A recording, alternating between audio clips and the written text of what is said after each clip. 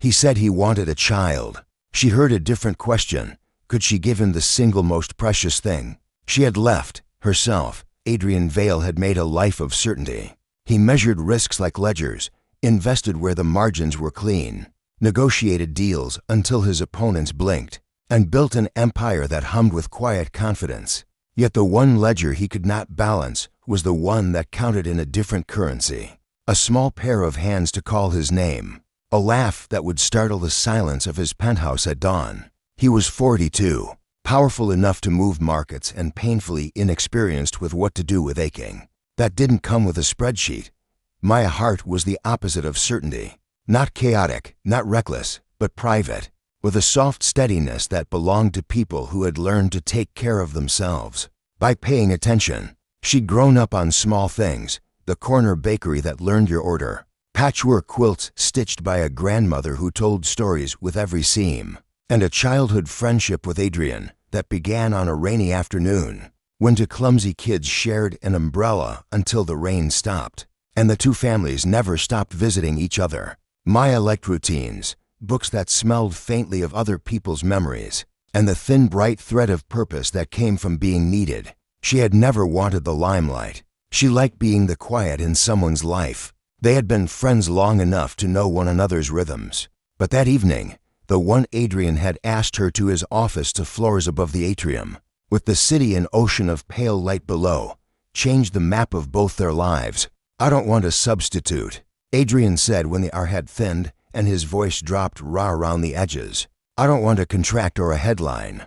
I want someone who knows me, someone I trust. I want a child I can love, and I want him or her to know where they came from." It was the way he said it, not a businessman sliding an order across a table, but a man who had tried to find words for something that had felt impossible, that made Maya feel as if the room had tilted. Adrian's proposal was meticulous. He spoke about the logistics, the doctors, the genetic screening, how he would handle everything and ensure there was no pressure.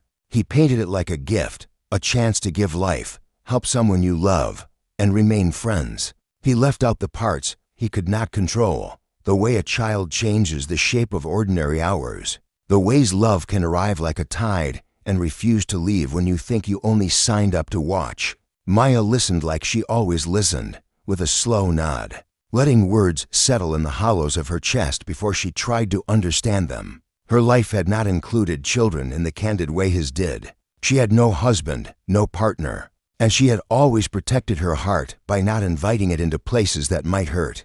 But she knew Adrian in a way that others did not, the awkward tenderness under his corporate armor, the letters he wrote as a boy that he'd never mailed, the way his sister's laughter loosened the lines from his forehead. She also knew, intimately, how alone he had become inside his success.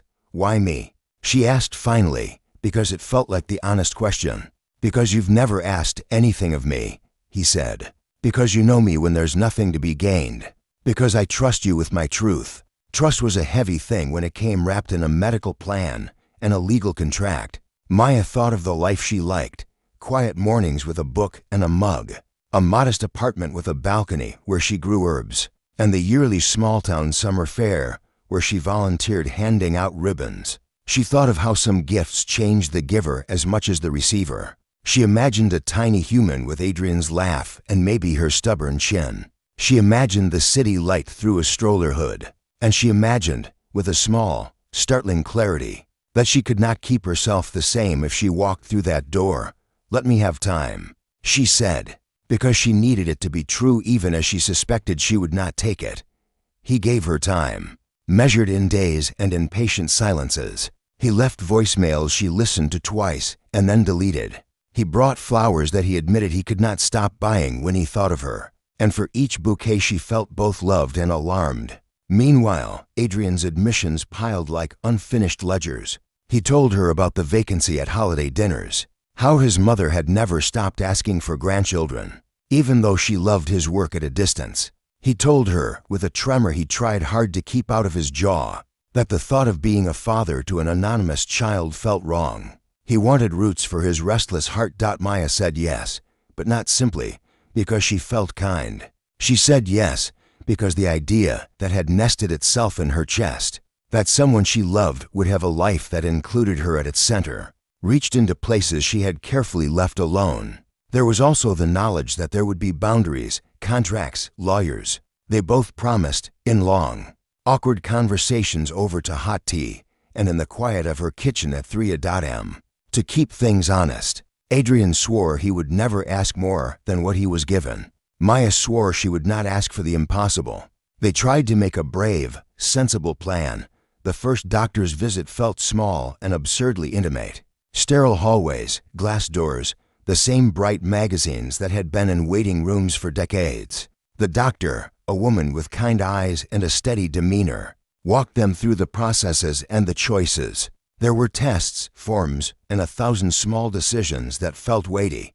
Which clinic, the timing, the counseling. Maya learned the medical terms quickly because knowledge settled fear in hers like a bomb. Adrian took on the paperwork. They forged, in those early months, a new rhythm, messages at odd hours, dinners that were not quite date nights and not quite business meetings, and a surprising comfort in simply being near one another. But even the most careful plans have margins for the unexpected. Being pregnant is a foreign geography. The first time Maya felt a shift, a flutter in the softest part of her mornings, a thing that was almost nothing, and then everything, she told Adrian in a voice she did not recognize as steady. His eyes widened like someone who had read a line and realized it had been written for him. He caught her hands and wept once, a single convulsion that took them both by surprise, and she realized then the gravity of what they had made. Pregnancy made a new set of days, checkups and ultrasounds, names whispered and discarded, bodies changing and futures rearranging like furniture after a move. The joy that stitched their days together sat beside a quiet ache, the ache of possibility, and the ache of fear. Both of them practiced asking honest questions in the small hours, about custody, about public perception, about what would happen if feelings changed. They met with lawyers and counselors and made scaffolding sturdy enough, they hoped, to hold what was coming. Outside of their plans, life went on with its small cruelties. Journalists sometimes sniffed at the edges, not yet knowing the truth, only the tantalizing outline of a man known for his wealth and a woman known for her discretion. Friends offered congratulations, oblivious to the complicated web beneath their smiles. Maya visited the old parts of town with Adrian sometimes, showing him the grocer who still wrapped bread in brown paper, and the bench where she and her grandmother had shared stories. She introduced him to small rhythms he had never noticed before, the satisfaction of a perfect loaf, the way a bakery's bell could reset a day, and the city watched, unaware of the fragile contract being made in a modest kitchen and a corporate office. People assumed things, filled empty spaces with gossip and neat narratives, but the truth was messier, to adults making a decision out of love and loneliness, to people who had always been friends attempting to reorder their lives around a child, who would belong to both and to neither entirely. Near the end of the first trimester, when the outline of a tiny heartbeat had been confirmed, Adrian's hands shook as he held the framed photo from the ultrasound. He whispered things to the baby as if whispers could hold weight, promises about birthday cakes, and late-night stories about not being a man who worked until the hours swallowed him. Maya listened to the cadence of his vows and felt an unexpected tenderness bloom toward him, not because she had signed a contract, but because she had watched a man unarm himself. Each small vow loosened something in her carefully stitched life for still. Boundaries, especially those made of good intentions, are porous. The more months that passed, the more their arrangement invited new emotions to enter. Small gestures unfurled into meanings neither had anticipated. A hand lingered in the wrong place and was not immediately withdrawn. A laugh held a softness that did not dissolve when the joke ended. They both tried to describe feelings as if they were objects they could catalog and store away. They failed sometimes. The human heart is not tidy. On a rain-slick night when the city fog curled around the streetlights like smoke, Maya stood on the tiny balcony of her apartment holding a mug that had gone cold. She thought about the child growing inside her and about the life that would spill in its wake. She had always protected herself by keeping smallpox-proof walls around the parts of her that could hurt. Now those walls had windows. She imagined mornings with a child's cereal on a table and Adrian in the doorway in a sweater he never wore to meetings. She imagined telling stories at bedtime and being needed in a way that would not leave. When contracts expired, when she turned, Adrian stood in her doorway without having knocked. He had the look of someone who had run miles by force of will and had finally reached a place where he could only stand and breathe. He had a paper in his hand, a letter. She realized, with words he had written and rewritten until the margin of the page had softened from use. He crossed the room slowly, like someone approaching the mouth of a cave. "I know what we said," he murmured. "We made rules. I know the bargain. But there are things that I cannot contain in a spreadsheet." Maya waited, a small, steady island in a sea of whatever came next.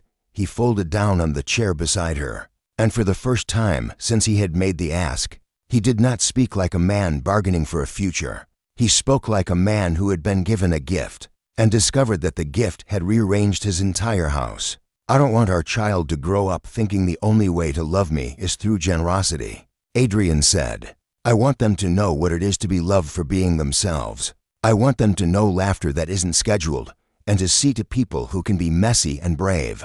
I want you in the picture, Maya, not only as what you give, but as who you are." Maya heard in his voice a fear and a hope braided together. She had always chosen smallness because smallness felt safe. But safety sometimes asks a price that is too dear, the price of never knowing what might have been wild and beautiful. She looked at Adrian and thought of the boy on the playground years ago and the man now who cleaned his own coffee stains with the same exact clumsy efficiency he had as a child. "Will you promise," she said quietly, "that this won't become something that we measure only in agreements?"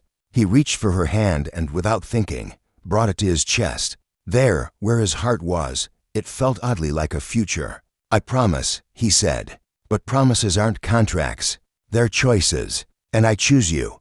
They sealed another kind of agreement that night, one not written in legalese, a surrender to the messy human calculus of love, the kind that does not fit spreadsheets because it is not meant to be owned. The choice did not erase risk. It reframed it. Part 1 closes with the city breathing below them and the baby's first faint heartbeat still echoing. In a darkened clinic room, a sound that, to them, was both a demand and a benediction. Everything they had planned would change. Whatever came next would be raw and beautiful and, perhaps, the thing that finally taught them how to live.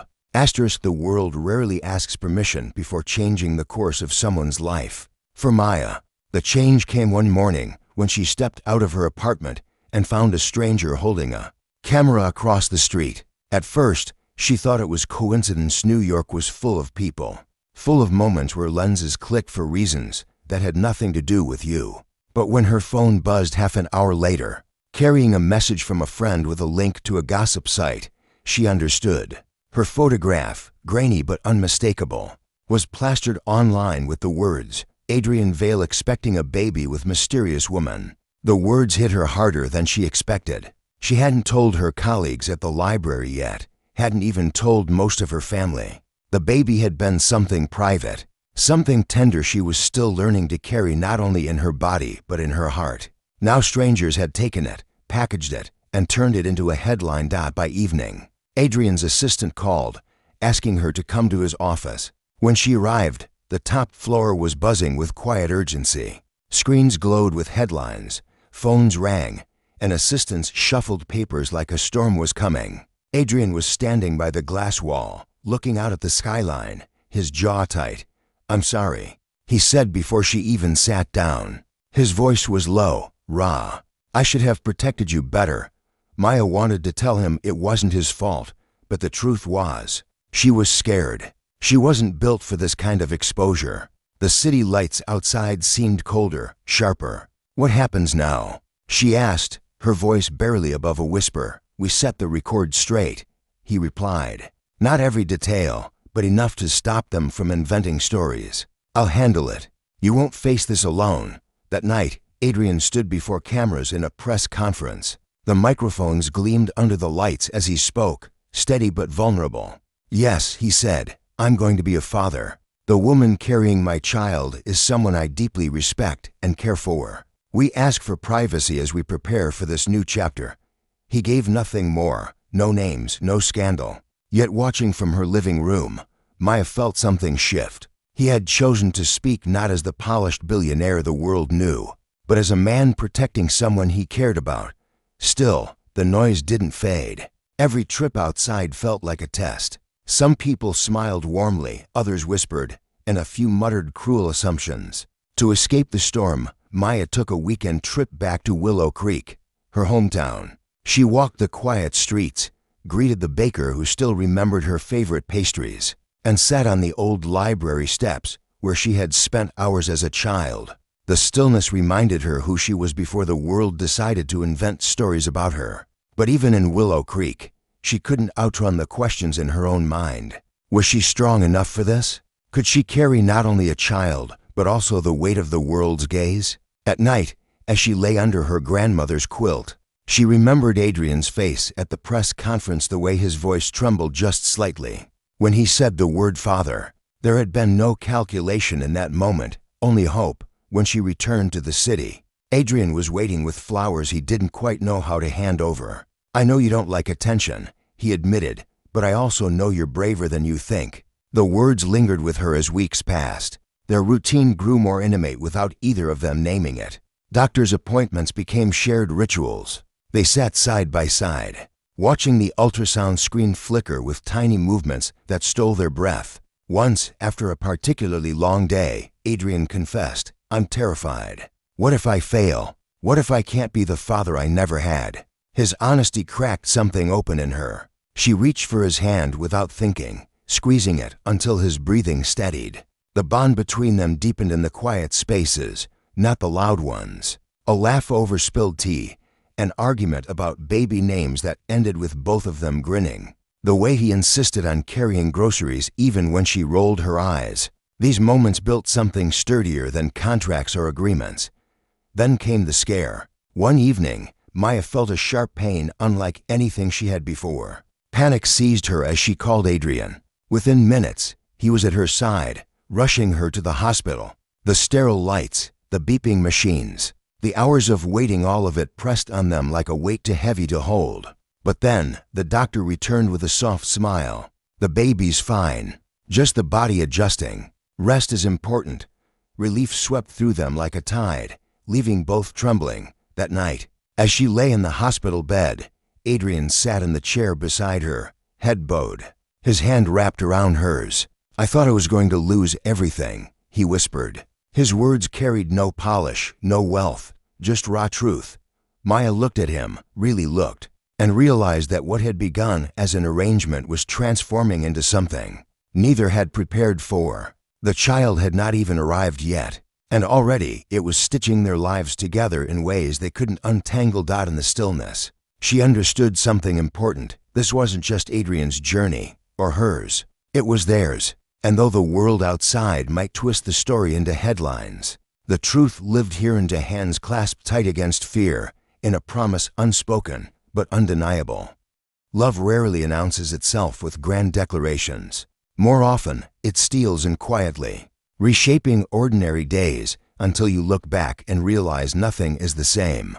For Maya and Adrian, it began with the smallest details that didn't fit into any contract they had signed. He started showing up at her apartment with takeout because you shouldn't be cooking all the time. She started leaving a book on his desk with the corner folded, where she thought he might enjoy a passage. Neither spoke the words, but the rhythm of their friendship was bending, softening, becoming something both comforting and dangerous. The first fracture came during an argument. Late one evening, they had been discussing the baby's future, what school districts to consider, what kind of household routines mattered most. Adrian, always meticulous, had drawn up a spreadsheet comparing neighborhoods, security, even language immersion programs. Maya stared at it, exhaustion pooling in her chest. "Do you even hear yourself?" she asked, her voice sharp. "This child isn't a project, Adrian. They won't live on charts and forecasts." His eyes hardened, though his voice stayed calm. "I'm trying to make sure nothing goes wrong. I don't want them to grow up the way I did, alone, uncertain, wondering who cared enough to show up." The silence after his words cut through her anger. She saw, beneath the polished man, a boy who had once longed for steady hands that never came. Her frustration softened, but the distance lingered. They went to sleep in different apartments that night, both haunted by the thought that love and fear often share the same room. Days later, a surprise softened the tension. Maya's friends from the library organized a small baby shower. She had insisted she didn't need one, but they filled a rented room with paper lanterns and handmade gifts. When Adrian arrived, clearly out of place in his tailored suit, he stood by the doorway awkwardly until someone handed him a slice of cake. Maya watched him attempt small talk with a group of teachers, his discomfort both obvious and endearing. And then she saw something else, the way his eyes softened when he looked at her opening gifts, the way he held her jacket quietly when she rose to thank her friends. The walls between them didn't fall, but they cracked. Still, love never comes without tests. A week later, as they walked into a restaurant for dinner, a woman approached, elegant, confident, the kind of person who had once belonged in Adrian's world. "Adrian," she said warmly, ignoring Maya at his side. "It's been too long." The conversation lasted minutes, polite and professional, but the sting lasted far longer. That night, Maya admitted, "I'm not sure where I fit in your life. To everyone else, I'm just the woman carrying your child." Adrian's expression faltered, and for once he didn't have an answer. The silence between them was heavier than any argument. But life has a way of reminding you what truly matters. The next morning, Adrian showed up at her door with no plan, no suit jacket, no shield. "You fit here," he said simply, gesturing toward her kitchen, her worn couch, the plant by the window she always forgot to water. "You fit everywhere I don't, and I don't want to lose that." His honesty broke the tension more than any apology could. As the pregnancy progressed, their closeness deepened in ways they couldn't name. They attended prenatal classes together, fumbling with dolls and laughter as they practiced swaddling. One evening, during a breathing exercise, Adrian admitted quietly, "I never learned how to do this, how to be present for someone. But I want to learn, for you, for the baby." His vulnerability unsettled her in the best way. There were moments of light, 2 moments that made everything feel worth it. The first time the baby kicked while Adrian's hand rested on her stomach. He froze as if the world had stilled. His eyes lifted to hers, wide, startled, filled with awe. "They know us," he whispered. "Already, they know us." Maya smiled, though her throat ached, realizing she had never seen him more unguarded. One night, after a long day, they found themselves sitting side by side on her small couch. The city hummed outside, but inside, the air was quiet. Adrian leaned back, his arm brushing hers, and for the first time, neither pulled away. They sat like that for what felt like hours, their silence saying everything words couldn't. It wasn't a declaration, not yet, but it was something undeniable, something that made Maya's heart race every time she thought of it. She had promised herself she wouldn't confuse gratitude with love, wouldn't mistake comfort for devotion.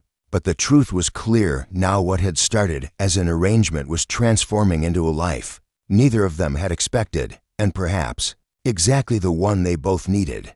The hook of this chapter wasn't spoken aloud, but lived in their quiet choices, the way fear and love fought within them, the way they reached for each other even when it would have been easier to retreat. They were no longer two friends bound by a contract. They were two souls learning, haltingly, that sometimes the heart builds its own plans and those plans could change everything. The night the baby decided to come, the city was drowning in rain. Thunder pressed against the windows, lightning flashed in crooked veins, and Maya woke to a sharp, undeniable pain that pulled her from sleep. She sat up, clutching her stomach, heart pounding in rhythm with the storm outside. For a moment she thought it might pass, another false alarm like the doctor had warned her about. But then another contraction gripped her, stronger, deeper. Impossible to ignore. She fumbled for her phone, her fingers trembling. "Adrian," she whispered when he answered, his voice thick with sleep. "It's time." Within minutes he was at her door, hair wet from the rain, shirt half buttoned. He didn't speak as he helped her into his car, didn't waste time explaining, only kept one hand on the wheel and the other reaching for hers. She could see the panic in his eyes, though his voice stayed calm, steady. "We'll be there soon. Just hold on.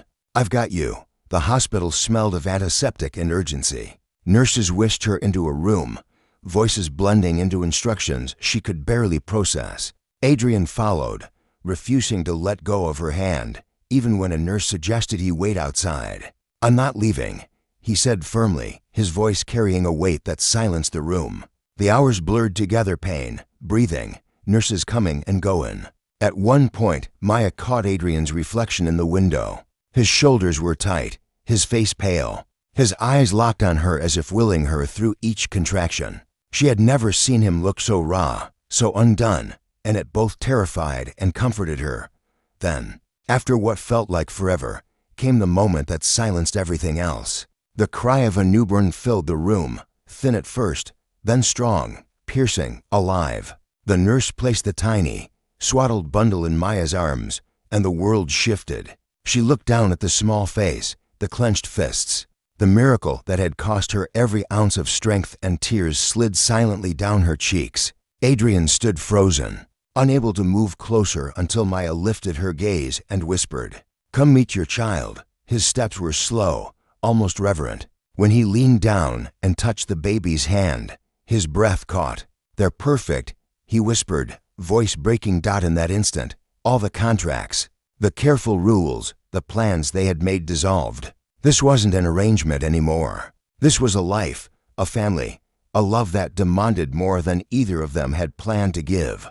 The following days were a blur of sleepless nights and quiet discoveries. Adrian, who had once measured his life in boardroom victories and market shares, now measured it in tiny breaths, soft cries, and the weight of a child against his chest. Maya watched him fumble with diaper changes, watched him rock the baby at 3 in the morning until his own eyes closed, and she realized he was becoming the father he had always feared he couldn't be. But outside the hospital walls, the world was waiting. News had already spread, and by the time they returned home, reporters were camped on sidewalks, cameras flashing. Adrian shielded them, his arm wrapped firmly round Maya as they entered the building. Inside, he pressed his forehead against hers, whispering, "We'll protect them, whatever it takes." Yet protection wasn't the only challenge. With the baby came choices, names, custody papers, and questions neither had truly prepared to answer. One evening, after the baby finally fell asleep, Adrian laid out the documents on the table. "We should finalize this," he said quietly. "Make it clear where we stand." Maya stared at the papers, at the neat lines where their signatures would define the future. But her heart rebelled against the formality. She had carried this child, given everything she was, not because of a contract, but because of love. Signing her name felt like reducing something infinite to ink. "This doesn't feel right," she admitted. "We're not just guardians. We're parents. Both of us, together." Adrian looked at her for a long moment, then slowly pushed the papers aside. "You're right. Maybe this was never about dividing responsibility. Maybe it was always about sharing it." That night, as the baby stirred in the bassinet, Maya and Adrian sat close on the couch, their shoulders touching. The storm outside had passed, leaving the city washed clean, glistening. Inside, a new storm brewed, not one of fear, but of possibility. They had built their lives around safety and plans, but this child had dismantled all of it, demanding they choose something braver. The hook was clear now. This wasn't just about bringing a child into the world. It was about deciding what kind of family they wanted to be. Would they remain to friends bound by duty, or would they surrender to the love that had been quietly growing between them? Every choice they made from here on would answer that question, not just for themselves, but for the tiny life cradled between them. The future stretched before them like an unmarked road, uncertain and terrifying. Yet as Adrian reached over, his fingers brushing hers, Maya realized something she had never dared to believe before. Sometimes the greatest risks don't end in loss. Sometimes they lead you home. Adrian had always believed he could control outcomes.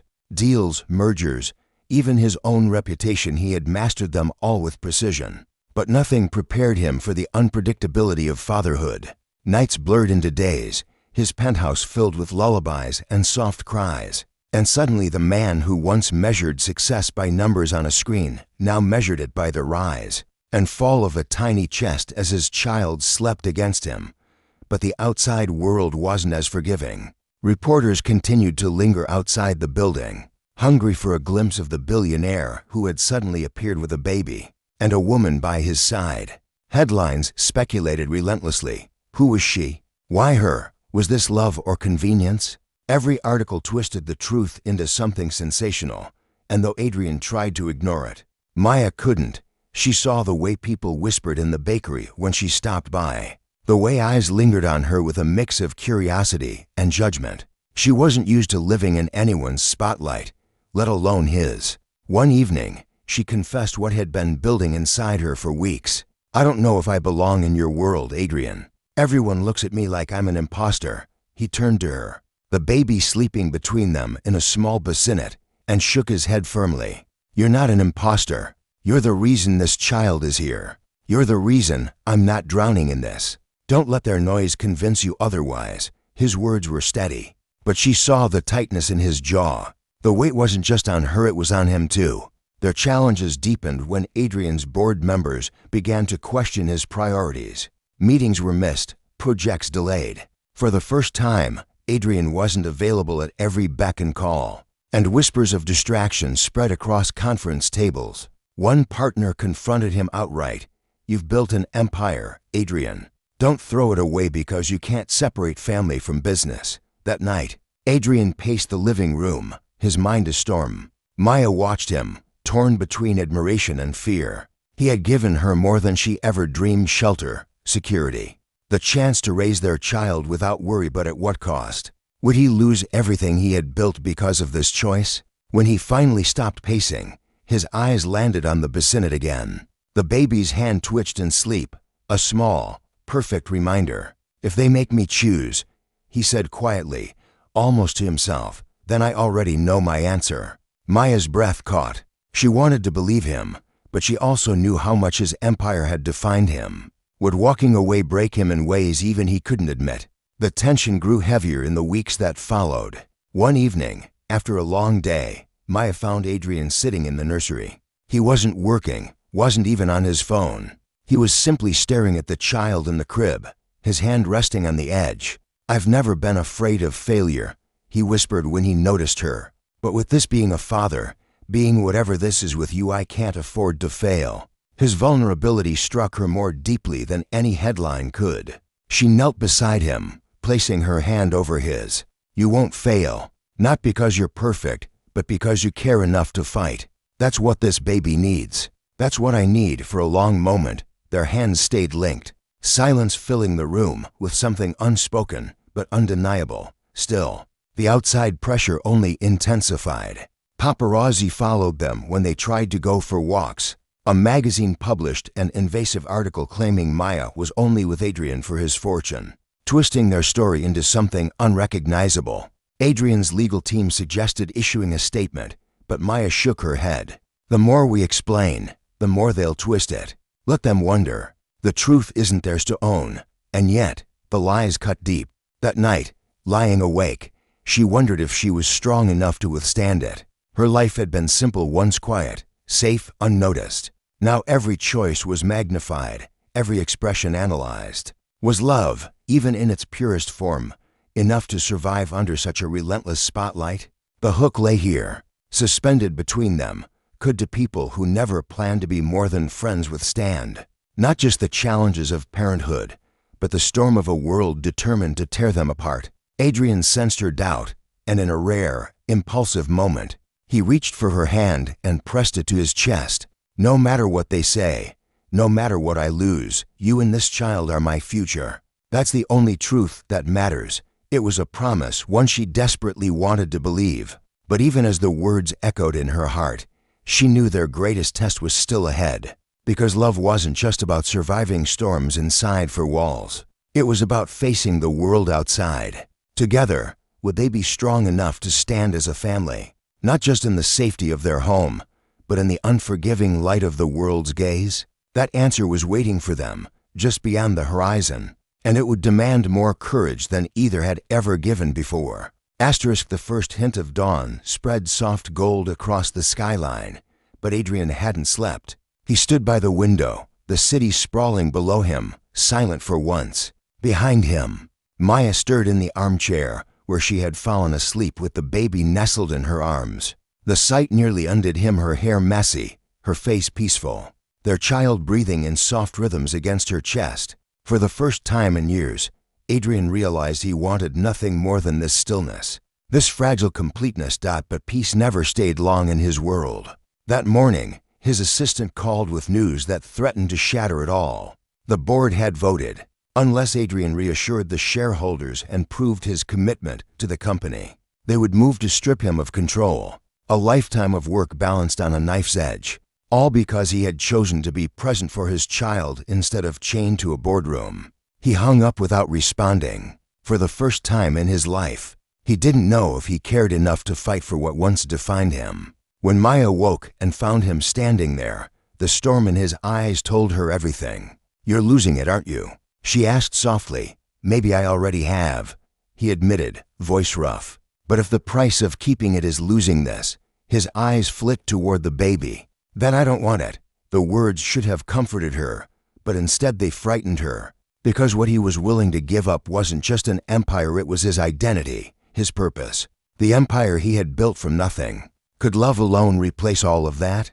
The tension carried into the day. Adrian was summoned to an emergency meeting, the kind that decided futures in hushed rooms and sharp voices.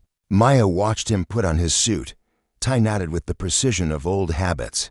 He kissed the baby's forehead, then lingered at the door. "Whatever happens today," he said, his gaze locking with hers, "remember this, you're the best decision I ever made." He didn't look back when he left, but she did. She watched the door close, her heart aching with the weight of his unspoken fear. Hours passed. The baby fussed, slept, woke again, and still Adrian hadn't returned. Finally, just as the sky began to darken again, she heard the click of the lock. He walked in, shoulders heavy but eyes alive. Without a word, he crossed the room and pulled her into his arms. "They wanted me to step down," he said quietly. "So I did." Maya's breath caught. "You walked away." He nodded. "I told them I couldn't lead a company that demanded I abandon the people I love. They'll survive without me. But this," he touched her cheek, then the baby's tiny hand, "this is where I belong." Tears filled her eyes, not from sadness, but from the overwhelming force of what he had chosen. For years, he had been a man untouchable, driven, unstoppable. And yet, for her, for their child, he had let go of the very thing the world thought defined him. That night, with the city quiet outside and the baby sleeping soundly, Adrian finally allowed the words he had been holding back to surface. "Maya," he whispered, "I asked you once for something impossible. To give me a child, to give me trust without promises. You gave me both. But somewhere along the way, you gave me something I never expected. You gave me your heart. And now I can't live without it. I don't want just to be the father of our child. I want to be the man who stands beside you. Always." Her breath caught at the honesty in his voice, the vulnerability that stripped away every shield he had ever worn. She pressed her forehead against his, her answer trembling but sure. "I was never looking for love, Adrian. But you've been here all along, and I don't want to imagine my life without you anymore." Their kiss was slow, unhurried, filled with everything words couldn't hold. For the first time, there was no pretense, no contract, no fear. Just love, raw, undeniable, and real. The weeks that followed were not without challenge. Adrian adjusted to life beyond boardrooms, finding joy in simple routines, late-night feedings, morning walks, laughter that filled corners of the penthouse, once echoing with silence. Maya found her own strength too, no longer questioning her worth in his world, but instead realizing she was helping to build a new one with him. The hook that had once begun with a contract now ended with something stronger. Their story wasn't about a millionaire who wanted a baby or a friend who sacrificed everything for him. It was about two souls who had always belonged together, finally finding the courage to claim the life they were meant to live. One evening, as the three of them sat together watching the sun dip below the skyline, Adrian whispered what had been true all along. "The world may call me a millionaire, but my greatest fortune is right here." And in that quiet moment, Maya knew with certainty the story they had written together was only beginning, and every chapter ahead would be theirs to fill, not with wealth or power, but with love that no headline could ever capture.